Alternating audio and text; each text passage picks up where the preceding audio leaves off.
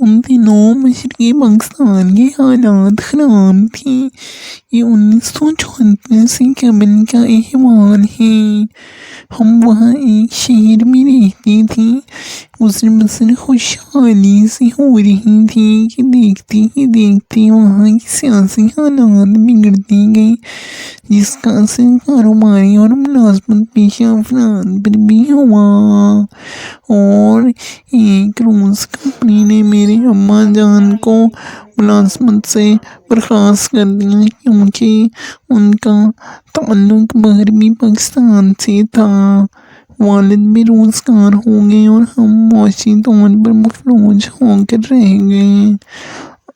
امی جان کا تعلق مغربی پاکستان سے اس طرح قائم تھا کہ یہاں ان کی ماں بولی بہن فوزیہ رہتی تھیں۔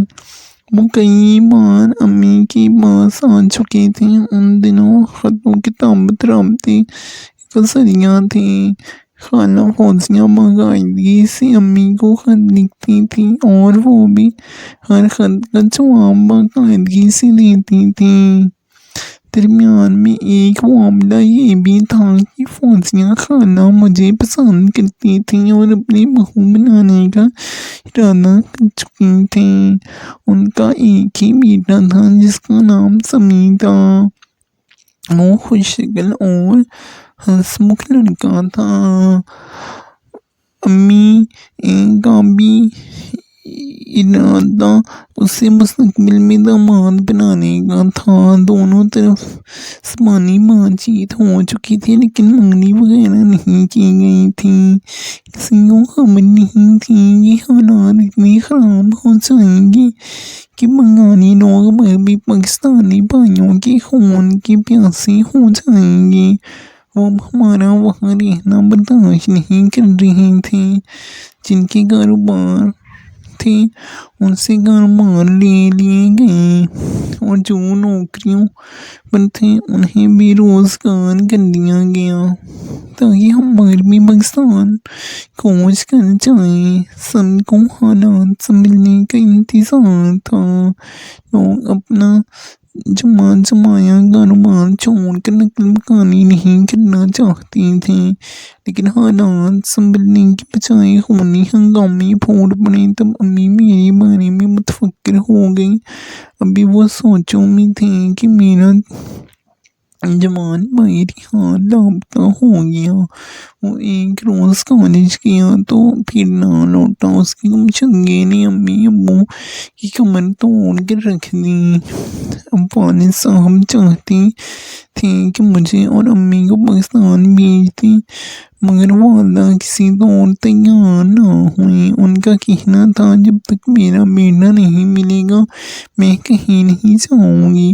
ممتا کے فیصلے عجیب ہوتے ہیں۔ اس وقت جب چاروں طرف خون کی ہولی کھیلی جا رہی تھی وہ بیٹے کے ملنے کی آس میں آگ میں گھری ہوئی تھی اور ایک قدم ملنے پر تیار نہ تھی۔ مجبوراً مجھے ایک واقف کارکنبے کے ہمراہ پاکستان فوزیہ خالہ کے گھر روانہ کر دیا گیا اور خود امی جان کے پاس رک گئے۔ میں جن لوگوں کے ہمراہ کراچی پہنچی تھی وہ ہمارے پڑوسی اور شریف لوگ تھے۔ انہوں نے مجھے بحفاظت خالہ کے گھر پہنچا دیا اور خود لاہور چلے گئے۔ خالہ فوزیہ کا گھر بظاہر تو بڑا پرسکون تھا۔ خالوں کی اچھی ملازمت تھی اور سمیع اپنے دوست کے ساتھ کاروبار سیٹ کرنے میں لگا ہوا تھا۔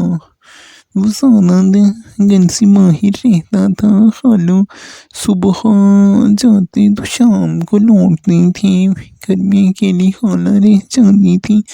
میرے آ جانے سے وہ خوش ہو گئی کیونکہ اب وہ اکیلی نہیں رہیں۔ وہ کچھ بیمار بھی رہتی تھیں، اسی لیے گھر کے کام کاج میں وقت میں دقت محسوس کرتی تھیں۔ مجھ سے انہیں بہت آرام ملا کیونکہ گھر کی ذمہ داری میں نے سنبھال لی تھی۔ امی نے مجھے شروع سے ہی کام کی عادت ڈالی تھی، لہٰذا میں گھریلو کاموں میں تاکہ میری سگڑاپے پر خالوں عمران بھی بہت خوش تھے کہ اب انہیں گرم کھانا، دھلے ہوئے استری شدہ کپڑے اور تمام ضروری اشیاء وقت پر مل جاتی تھیں۔ کچھ دن تو ٹھیک گزرے، میں یہاں آ کر بظاہر مطمئن تھی، مگر اندر ہی اندر ماں باپ اور بھائی کی فکر کھائی جاتی تھی۔ ہنگاموں کی اطلاعات دل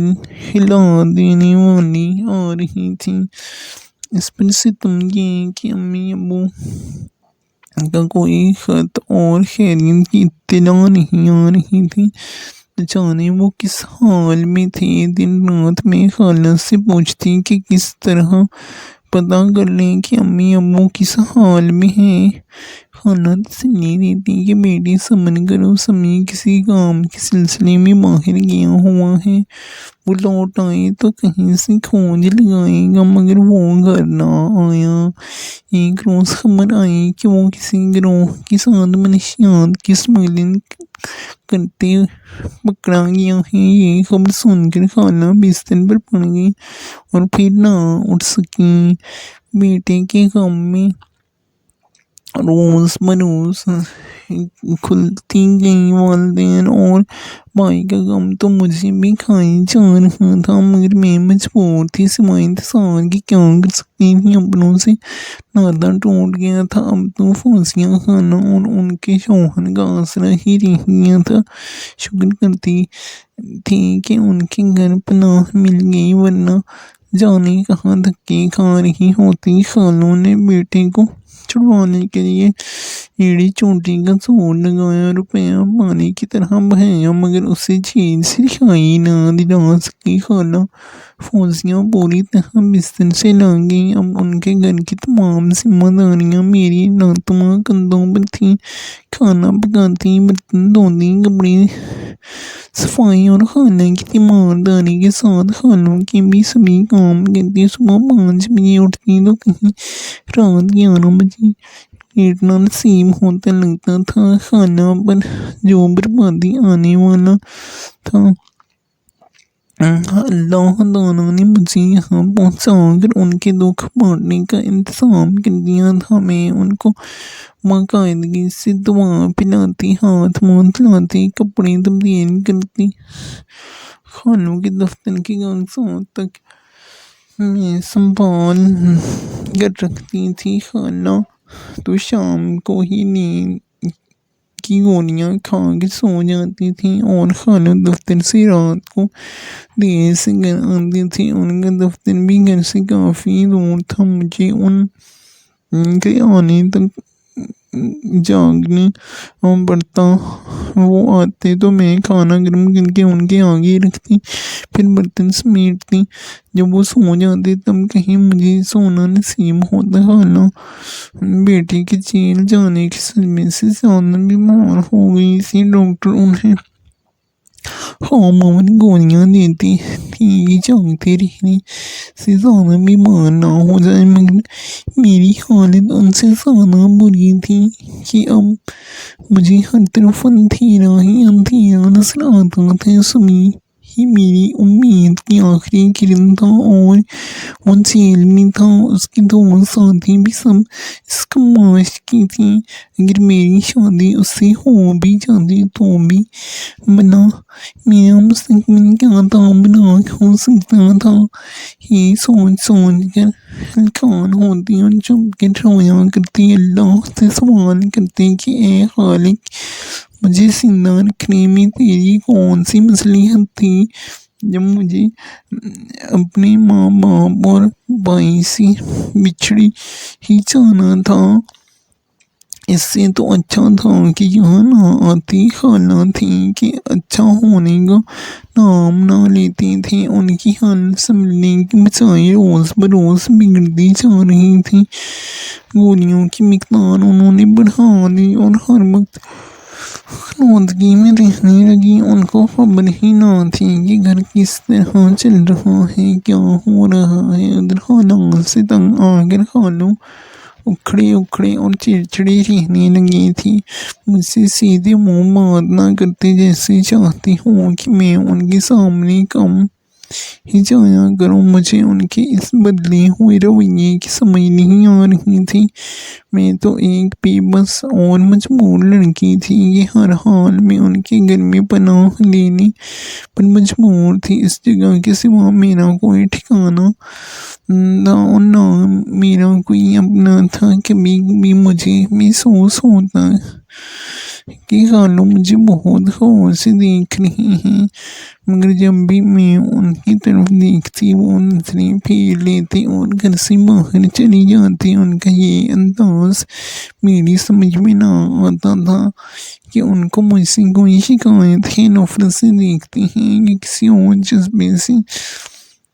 میری عمر 17 برس تھی اور وہ 47 سال کے تھے۔ ان کی اور میری عمر و عقل میں 30 برس کا فرق تھا۔ میں ناتجربہ کار تھی لیکن اچھی اور بری نظر کا فرق محسوس کرنے لگی تھی۔ کبھی کوئی ایسا ویسا خیال آ جاتا تو توبہ کرتی کہ یہ میرا خیال نہیں ہوگا، خالو بیچارے تو اپنی پریشانیوں میں گئے ہوئے ہیں، بیٹا جیل میں اور بیوی بستر سے لگے ہیں، بیچارے کیا کریں، ان کو تو کوئی تسلی دینے والا بھی نہیں ہے۔ شاید یہ سوچ انہیں پریشان کیے ہوئے ہے۔ تاہم میں اکیلی ایسی حالات میں گری تھی کہ عقل کی آنکھیں بند نہیں کر سکتی تھی، اور خالہ روز بروز زیادہ بیمار ہو رہی تھی۔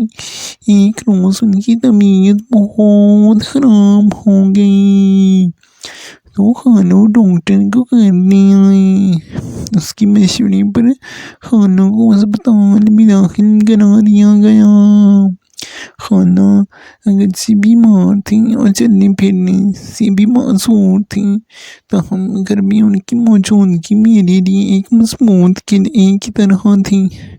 وہ اسپتال چلی گئیں تو ان کی غیر موجودگی آنکھ اوجھل پہاڑ اوجھل والا معاملہ ہو گیا۔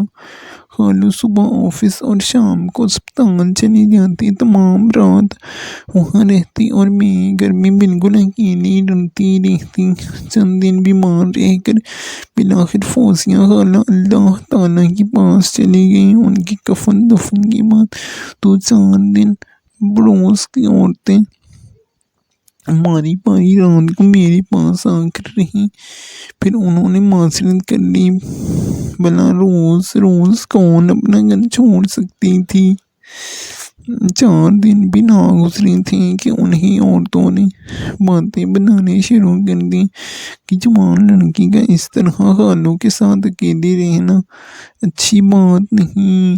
تب پڑوسیوں نے خالوں کو صلاح دی کہ وہ یا تو کسی سے میری شادی کرا دیں یا پھر مجھے میرے والدین کے پاس واپس بھیج دیں۔ میرے ماں باپ ہوتے تو وہ مجھے واپس بھیج دیتے، لیکن ان کا تو کوئی اتا پتہ ہی نہیں تھا۔ یقین ہو گیا کہ وہ بھی ہنگاموں میں مارے گئے ہیں، ورنہ کسی ذریعے سے خود آ جاتے یا کچھ بھجواتے، کسی طرح تو رابطہ کرتے۔ ایک دن خالو نے مجھے کہا، میمونہ برا نہ مانو تو ایک بات کہوں، بولے سمیع آزاد بھی ہو جائے تو تمہارے لائق نہیں۔ اس کے ساتھ جس بھی لڑکی کا مستقبل وابستہ ہو گیا وہ تباہ ہی ہوگی۔ میں بھی اکیلا رہ گیا ہوں، مجھے گھر سنبھالنے کے لیے ایک سمجھدار شریف گھروالی کی ضرورت ہے۔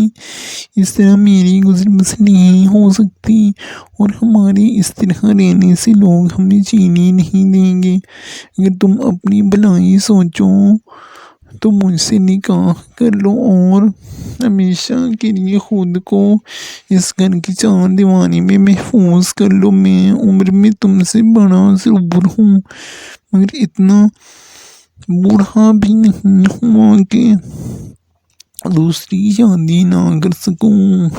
بولو تمہاری کیا رائے ہے؟ میں چپ رہی تو کہا، ٹھیک ہے، اگر تم کو منظور نہیں تو کوئی زبردستی نہیں ہے، لیکن اس طرح تمہاری میرے ساتھ تنہا رہنا ٹھیک نہیں۔ میں بھی انسان ہوں، کسی وقت بھی مجھ پر شیطان غالب آ سکتا ہے۔ اگر تم راضی نہیں ہو تو میں تم کو دارالعلوم یا کسی فلاحی ادارے میں بھجوا دیتا ہوں۔ یہ سن کر میں اور زیادہ پریشان ہو گئی کہ نہ جانے وہاں میرے ساتھ کوئی کیا سلوک کرے، پھر میں کہاں جاؤں گی۔ تب میں نے کہا خالو جی مجھے چند روز سوچنے کا موقع دیں۔ اگلے دن ہماری پڑوسن آ گئی، یہ دیڑھ عمر خاتون تھی۔ میں نے ان سے خالو کی باتوں کا ذکر کیا تو وہ بولے بیٹی زمانہ خراب ہے اور تم نا تجربہ کار ہو، اگر خالو تم سے نکاح کرنا چاہتی ہیں تو تم اس بات کو قبول کر لو، اس شخص میں کوئی برائی نہیں، وہ تم سے عمر میں بڑے ضرور ہیں، مگر شادی ہو جائے گی تو تم اگلے پچھلے سب دکھ بھلا کر ان کی محبت میں کھو جاؤ گی۔ میری مانو تو ان کو ہاں کہہ دو، ورنہ در در ٹھوکریں کھاتی پھروں گی۔ اپنوں کے لیے بہترین گفٹس غرض اس عورت نے اس طرح کی باتیں کی کہ مجھے بھی اپنے بچاؤ کی اور کی صورت نظر نہ آئی۔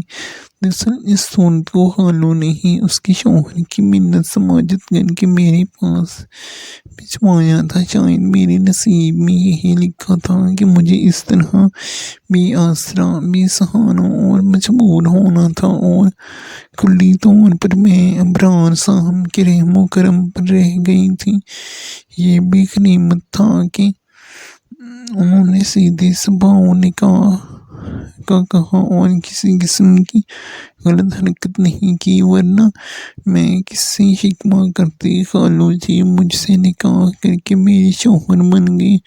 دو چار قریبی پڑوسنوں نے آ کر مجھے دلہن بنایا اور میں بہت مجبور ہو کر حالات کے سامنے جھک گئی۔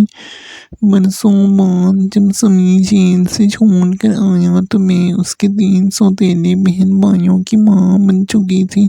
اس نے مجھے ماں کے روپ میں قبول نہ کیا اور ہمیشہ کے لیے گھر چھوڑ کر چلا گیا، لیکن میں اس گھر کو چھوڑ کر کہیں نہیں جا سکتی تھی، کیونکہ اب یہی میرا گھر اور پناہ گاہ تھی۔ میرا شوہر عمر رسیدہ سہی، اس نے مجھے کبھی کوئی تکلیف نہ دی، ہر طرح سے میرا خیال رکھا۔ آخرکار میں نے بھی اس کو اپنے بچوں کا باپ سمجھ کر قبول کر لیا۔ سب کچھ انسان کے خواب اور خواہشات نہیں ہوتے، خاص طور پر عورت کے لیے تو اس کی عزت والی زندگی ہی اس کے لیے راحت اور عافیت ہوتی ہے۔ اب بچے بڑے ہو گئے ہیں اور میں ان کی محبت میں کھو کر اپنے سارے دکھ بھول چکی ہوں۔ البتہ یہ کہنا چاہتی ہوں کہ ملکوں کے بٹوارے اور جنگیں بہت خوفناک ہوتے ہیں، خدا کسی کو بھی ان کا شکار نہ کرے۔